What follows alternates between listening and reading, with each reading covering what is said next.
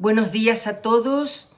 Yo soy la doctora María Cecilia Colombani de Buenos Aires, Argentina, y mi trabajo se titula Sociedad, Educación y Poder, repensando la formación docente y el lazo común como proyecto educativo. El proyecto del presente trabajo consiste en pensar el hecho educativo desde una perspectiva ético-antropológico-política. Entendemos lo político como aquello capaz de transformar lo real desde el juego de las fuerzas que el mismo fenómeno pone en tensión. Pensamos el aula como un espacio de micropoder. Esto es un topos propicio de alguna transformación posible sobre los propios sujetos intervinientes en el hecho educativo y sobre la realidad situada de esos mismos actores. Así, un espacio político es un espacio donde se produce precisamente esa transformación a la que aludiéramos. Desde esta perspectiva, la educación se convierte en el kairos, en el momento oportuno, en la ocasión favorable de una reinvención de los vínculos y de una transformación de las identidades en aras de una convivencia más justa y humana. Asimismo, se trata de la oportunidad del reconocimiento del otro como pilar fundacional de tal transformación. En este sentido, la educación se convierte en el kairos de co-construir un mundo habitable, un albergue donde morar con el otro en forma más armoniosa.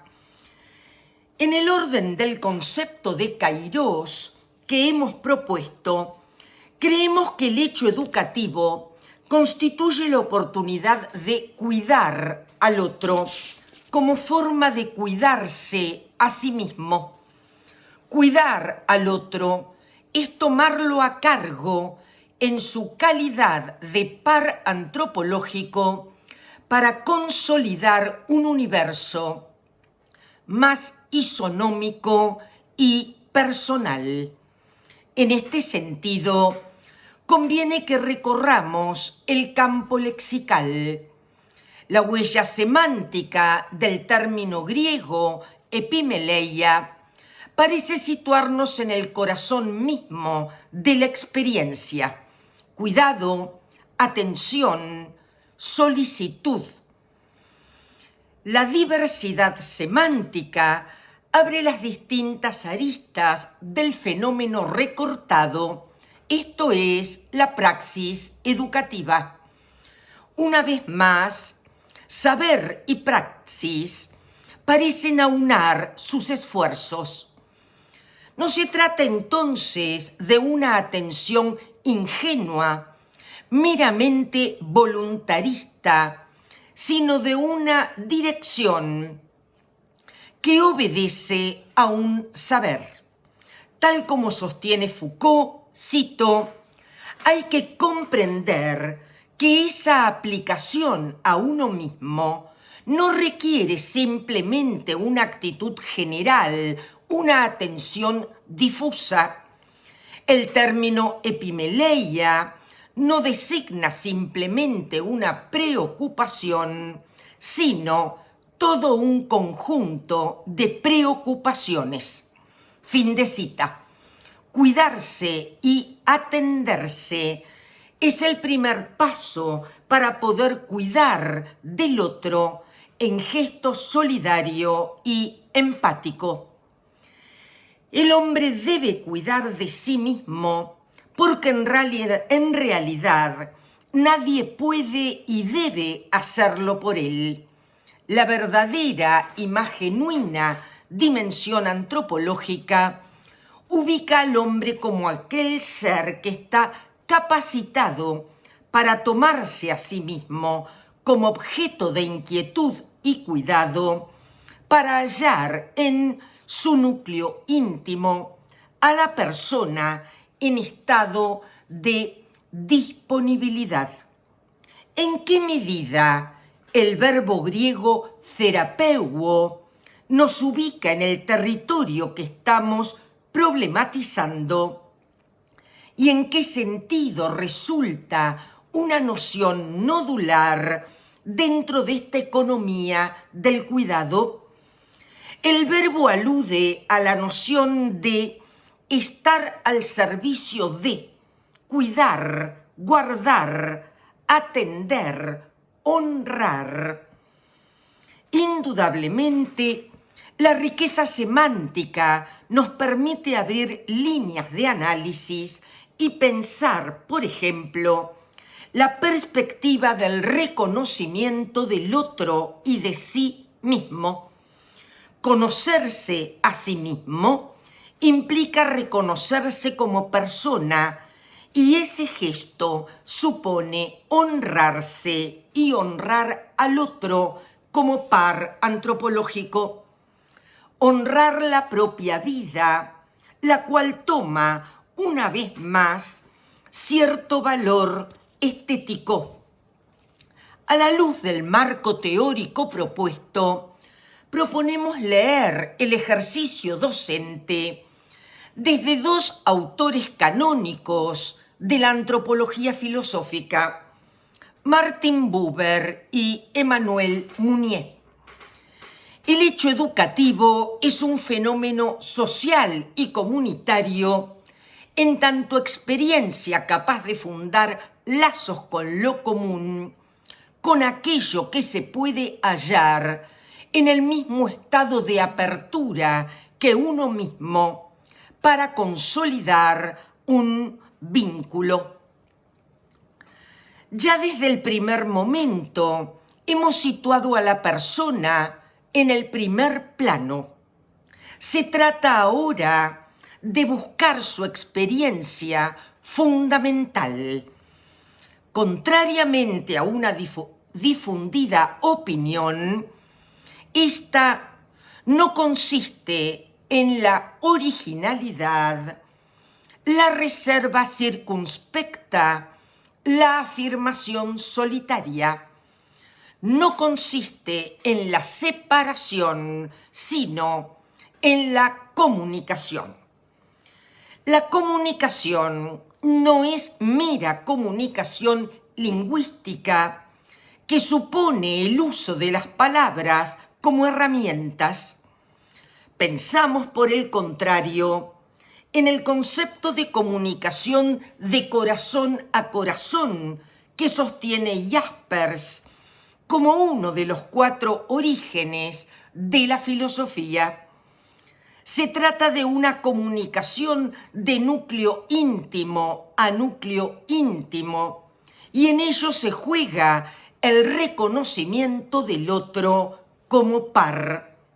De corazón a corazón, es de núcleo personal a núcleo personal, porque el autor pone en el corazón el punto que hace de una persona y no un mero individuo. Es allí donde pretendemos llegar como hecho comunicativo y educativo. El ser humano se define en la relación. No podemos captarlo en la singularidad del yo aislado, ni podemos aprehenderlo por fuera de una relación que supone una triple constelación de relación: el yo-ello, el yo-tú y el yo-tú con mayúsculas como forma y posibilidad de abrirse al absoluto. Es este el territorio de la experiencia educativa, un territorio relacional de vínculos compartidos al albergue del reconocimiento del otro como par existencial.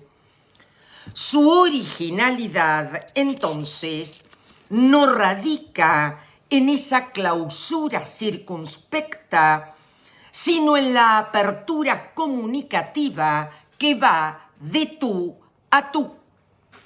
Es este el primer gesto de cuidado de uno mismo y del otro, un primer atajo de captar la persona con la que se gesta el hecho educativo como experiencia liberadora de ambos.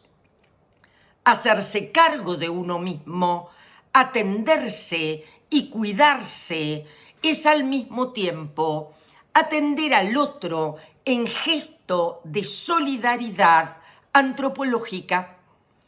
Si perdemos de vista este escenario, el otro desaparece de la escena, pero en tal ausencia desaparecemos cada uno como persona. Invisibilizar al otro es conjurar la posibilidad de la atención, del cuidado y de la preocupación. Comprender la estructura relacional es ponerse en camino de un mundo más armónico y habitable que se construye con el otro como cogestor de una poiesis existencial. La tarea no parece fácil. Proponemos acompañar el texto de Mounier para ver el desplazamiento del individualismo al personalismo como praxis liberadora. Cito: desde el comienzo de la historia, los días consagrados a la guerra han sido muchos más que los consagrados a la paz. La vida en sociedad es una guerrilla permanente.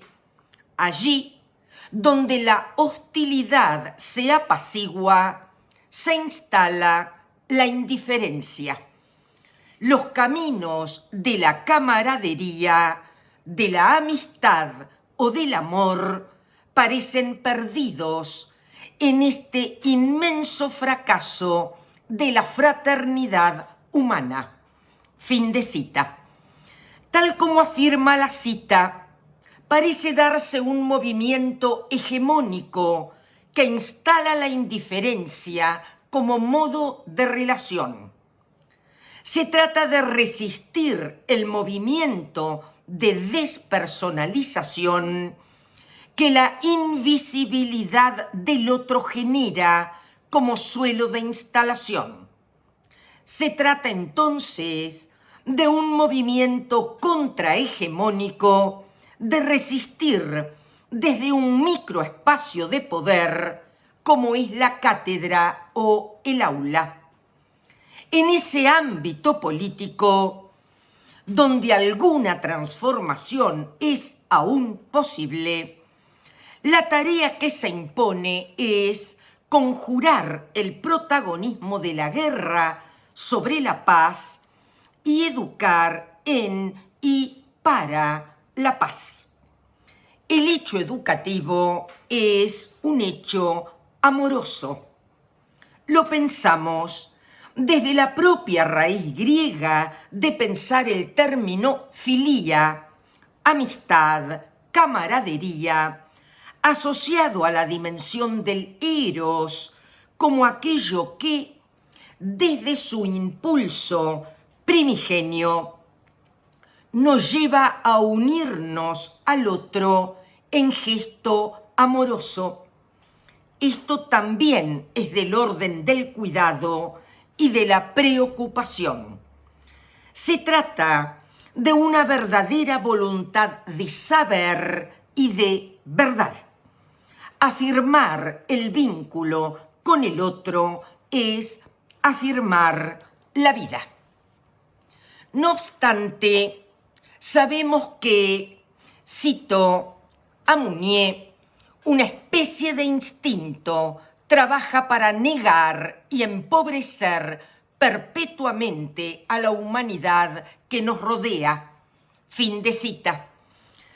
Asistimos a un panorama complejo donde la precarización de los vínculos y el olvido del juego relacional gana la escena teatral. Esa precarización arroja al individuo a su entorno más clausurado, negando de ese modo parte de su humanidad.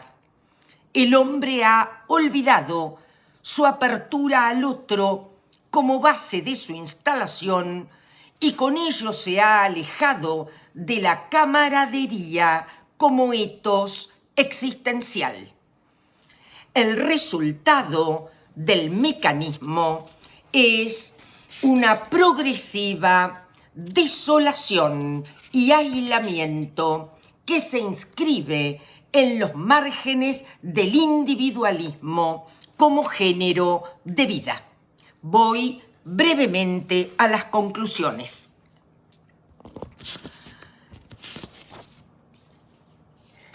Comienzan con una cita. El primer acto de la vida personal es la toma de conciencia de esta vida anónima y la rebelión contra la degradación que representa. Fin de cita. En efecto, la cita nos marca el rumbo. El primer acto del hecho educativo es esta toma de conciencia de la palabra fundamental yo-tú. La toma de conciencia de la vida anónima y ausente que representa el individualismo. Desde esta perspectiva, el hecho educativo se vuelve un acto resistencial. Es el kairós para resistir no solo el anonimato, sino también toda forma de individualismo. Así entendido, el hecho educativo tiende puentes hacia lo social en general y es un acto político. Una sociedad individualista es una sociedad ausente que se vuelve extraña a sí misma. En este sentido, el hecho educativo se instituye como acontecimiento ético-político capaz de transformar no solo lo individual, sino también lo social. No hay transformación sin epimeleia. Solo desde el cuidado de uno mismo, que rebasa en cuidado del otro, es posible fundar un territorio común.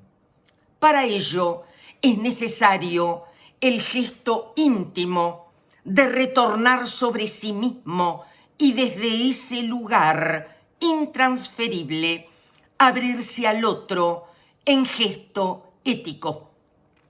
La educación sigue y seguirá siendo el ámbito propicio para la liberación.